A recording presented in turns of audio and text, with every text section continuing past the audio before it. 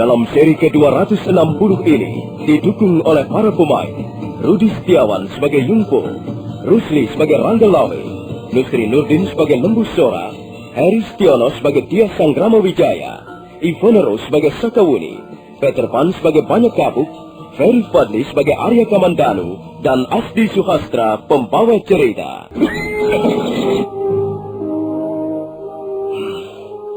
Agaknya aku tersesat jalan. Wah, bagaimana ya? Aku harus segera tiba di Kediri untuk melaporkan kecurigaanku kepada Panglima Ike Mese. Tapi sudah beberapa kali aku tersesat jalan. Jalan-jalan di sini memang sukar sekali dikenali. Banyak pohon-pohon besar yang membingungkan. Apalagi malam-malam seperti ini. Baiklah, sebaiknya aku kembali saja. Agaknya jalan ini merupakan jalan buntu yang tidak biasa dilewati orang. Perwira Yungpo segera memutar kudanya. Tapi mendadak perwira muda itu terkejut setengah mati begitu melihat tubuh seorang laki-laki tegap telah berdiri di hadapannya. Wajah laki-laki itu menggunakan cadar hitam.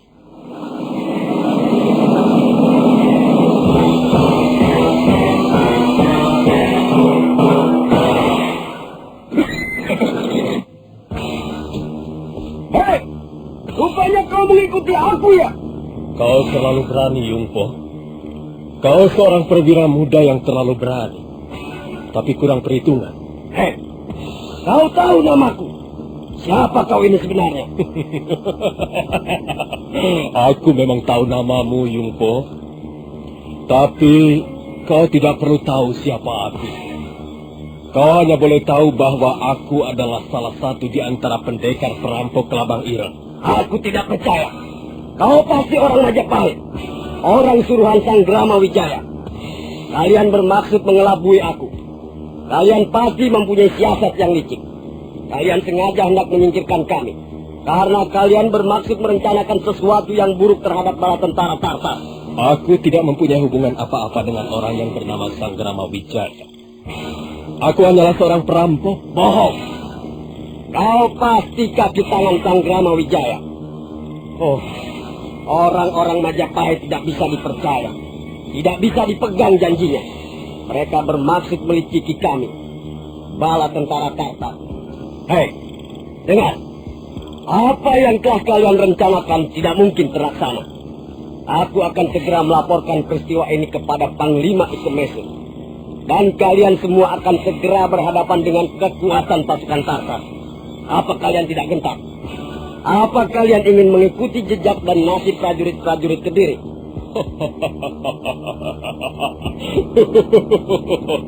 Oh, kami tidak takut menghadapi pasukan Tartar. Kami bukan seperti prajurit-prajurit Kediri. Oh, jadi benar kau salah seorang prajurit Majapahit? Oh, aku prajurit Majapahit atau bukan? Apa urusan kau? Hah? Sekarang juga kau pasti akan binasa di tanganku. Kau tidak bakalan sampai di istana Kediri untuk melaporkan pada atasanmu. Nah, bersiaplah Yungpo, sebab kau tidak akan pernah kembali ke negeri leluhurmu.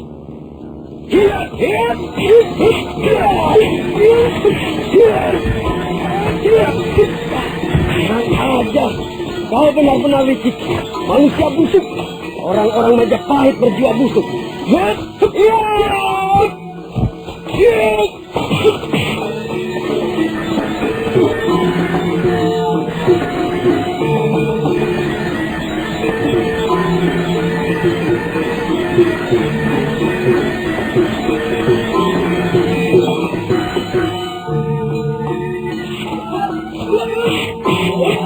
Perwira Yungpo segera menghunus pedangnya. Selanjutnya dia menyerang laki-laki tegap perkasa yang tidak lain adalah Rangga Lawe. Pertempuran sengit segera terjadi. Perwira muda itu terus menghambur bersama babatan-babatan pedangnya yang cukup berbahaya. Tapi Rangga Lawe hanya melayaninya dengan tangan kosong. Perwira muda itu memang gagah berani, tapi kemampuannya masih jauh dibandingkan dengan lawannya. Suatu ketika, Rangga Lawe dapat mencuri kelengahan perwira Yungpo. Cepat kilat tangannya menyampar pundak perwira muda itu dan memutirnya ke belakang. Terdengar gemertak bunyi tulang patah. Perwira Yungpo menyerang kesakitan. Ranggalawe segera menyudahi pertarungan dengan sebuah tendangan di ulu hati lawannya.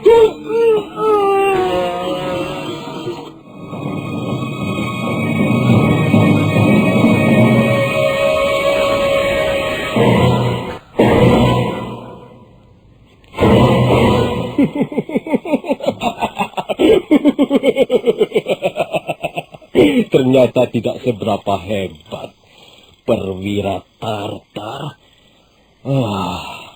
Namun begitu mereka sudah berani berbuat sombong. Mereka enak-enak merayakan pesta kemenangan. Dan kami hanya disuruh menonton saja. Dia sudah mampus rupanya. Tapi aku tidak boleh membiarkan mayatnya tergeletak di sini. Sebaiknya ku seret saja dan ku buang ke Sungai Berantas.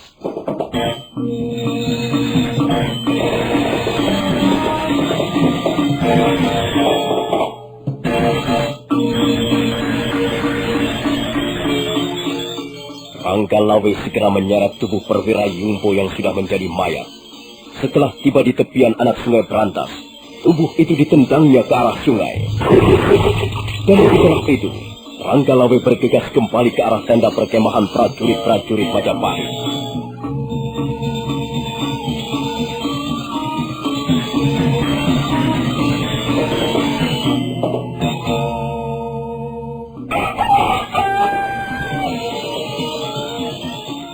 Cahaya matahari mulai merekah di ufuk timur.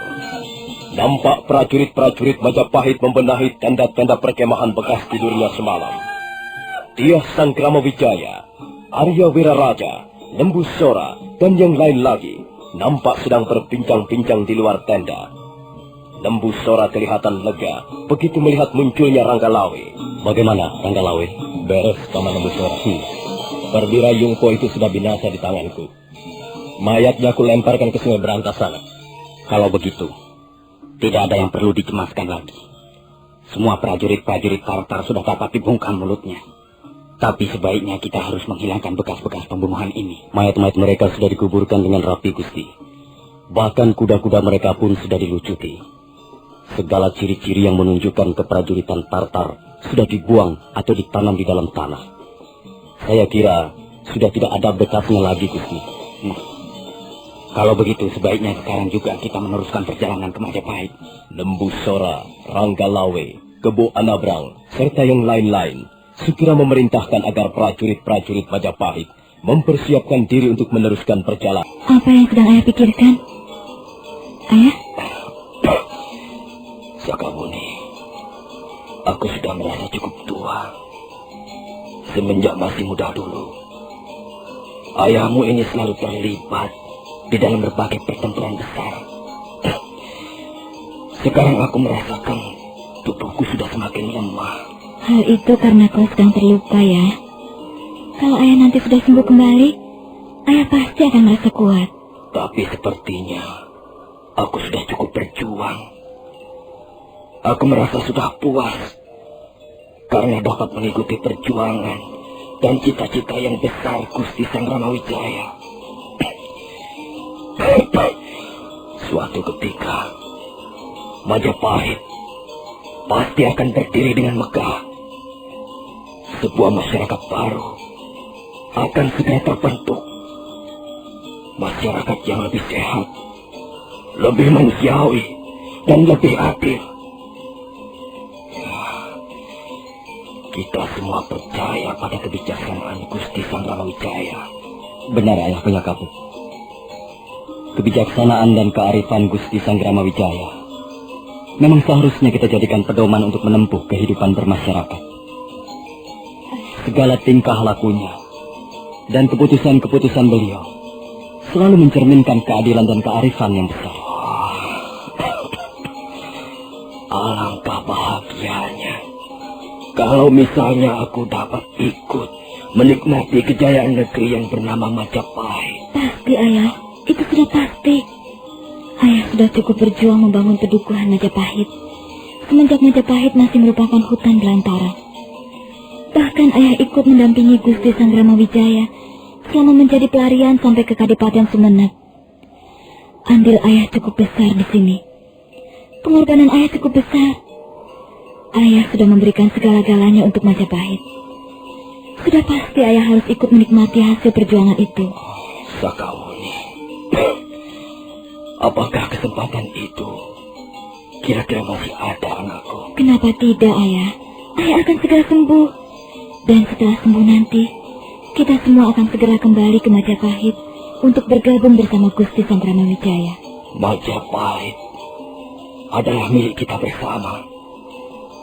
Majapahit menjadi harapan kita bersama. Harapan seluruh rakyat yang mendambakan keadilan serta kebenaran muncul di permukaan bumi ini. Sang Hyang Widi, masihkah kau beri aku kesempatan untuk melihat negeri yang bernama Majapahit? Ayah? Ayah? Ayah? Dia pingsan lagi, Buni. Luka-lukanya memang cukup berat.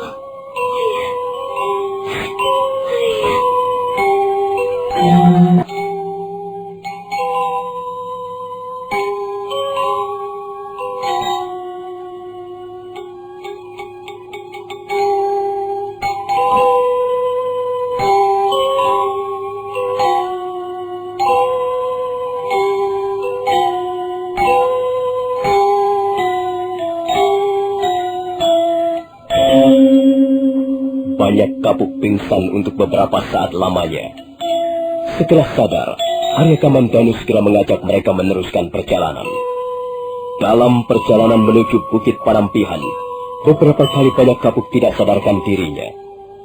Akhirnya, setelah 2 hari 2 malam berada di dalam perjalanan, mereka pun tiba di Candi Kidal. Malam telah menggerayangi daerah di sekitar Candi Kidal ketika mereka mulai naik ke atas tangga untuk mencari tempat bermalam.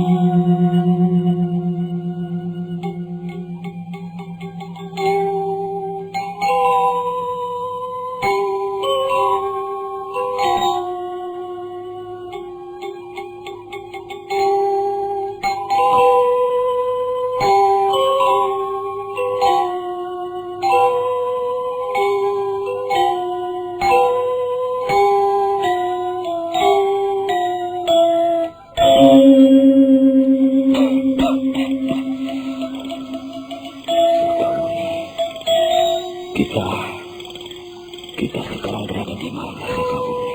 Kita bermalam di Candi Kidal, ayah. Besok pagi kita akan meneruskan perjalanan, Ayah Bayakapuk. Menjelang sore hari besok, kita pasti sudah akan tiba di puncak Bukit Panampihan. Sudah lama sekali. Sudah hampir 20 tahun aku tidak melihat lagi ibumu, Muni. Apakah dia sekarang masih cantik? Oh, ibu masih tetap cantik, ayah. Ibu masih cantik seperti dulu. Tanyakan saja pada Kamandanu kalau ayah tidak percaya. Sakawuni mirip sekali dengan ibunya, Ayah Bayakapuk. Seperti pinang dibelah 2. Seperti Jamdes ini, Kak. Aku malu sekali, Huni. Sebenarnya aku tidak mempunyai keberanian untuk menemui ibumu. Ayah tidak usah memikirkan yang bukan-bukan. Biarlah nanti aku yang akan mengatakan pada ibu. Dan pasti ibu mau menolong ayah. Aku menyesal sekali. Semua ini karena kesalahanku. Aku adalah seorang laki-laki yang tidak bertanggung jawab. Aku telah mentelantarkan hidup seorang gadis. Dan akibatnya dia menderita, terlunta-lunta, dan merana sepanjang hidupnya. Bukan hanya itu, kau pun ikut menderita karena perbuatan ayahmu ini. Sudahlah, ayah. Ayah tidak usah menyesali apa yang sudah terjadi. Saya sudah memaafkannya kok. Dan saya kira ibu juga akan memaafkan ayah. Alangkah bahagianya kalau kita bertiga nanti bisa hidup bersama-sama, ayah. Aku pun berharap demikian, Wuni. Kalau misalnya aku masih bisa disembuhkan nanti, aku bermaksud memboyong ibumu ke Majapahit. Ibu pasti mau, Ayah. Ibu pasti mau mengikuti Ayah ke Majapahit. Dan nanti kita bertiga akan tinggal di Majapahit. Dok, Iya. apakah ibumu pernah menanyakan perihal diriku? Pernah, Ayah, pernah. Ibu pernah menanyakan perihal Ayah. Kau jangan berdusta padaku, ayahmu. Aku yakin ibumu tidak pernah menanyakan perihal ayahmu. Bukankah demikian? Sudahlah, Ayah. Lebih baik Ayah istirahat malam ini. Besok kita meneruskan perjalanan. Ayah harus banyak istirahat. Baiklah, Dok. Ayah akan istirahat. Kau pun harus istirahat. Kau juga, Kamandanu. Istirahatlah. Mudah-mudahan Sang Hyang Widi memberkati kita semua.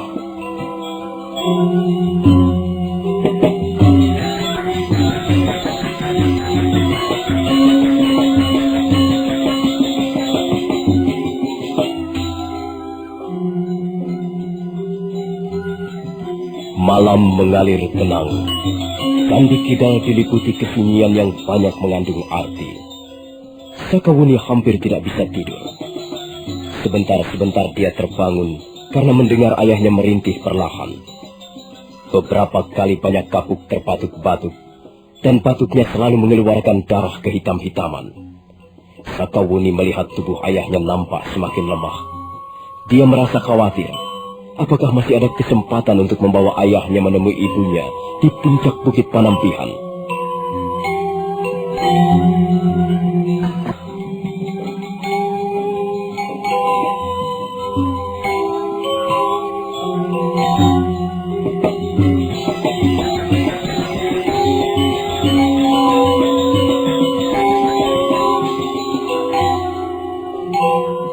Nah, saudara pendengar, bagaimanakah kisah selanjutnya? Apakah banyak kapuk akhirnya bisa disembuhkan? Dan bagaimana sikap Ayu Pupuh, ibu Sakawuni yang selama ini merasa disakiti oleh banyak kapuk yang pernah menjadi kekasihnya dulu? Saudara pendengar, silakan menunggu seri berikutnya. Sampai jumpa.